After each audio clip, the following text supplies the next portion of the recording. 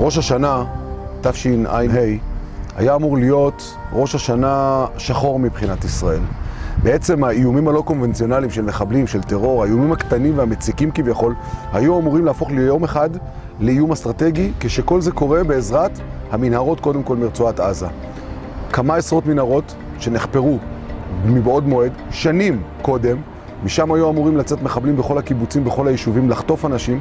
מצד אחר, בגדה המערבית, אינתיפאדה, חיזבאללה מצטרף עם ירי מדרום לבנון, וכמובן כל מה שקורה בגולן.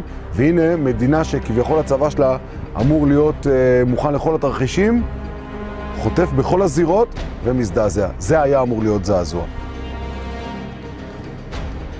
המטרה הייתה להרוג ולשבות כמה שיותר ישראלים. ישראל הייתה אמורה להתעורר לאיזשהו מצב שגננות בקיבוץ עם ילדים נמצאים בשבי חמאס. מה עושים בכזה מצב?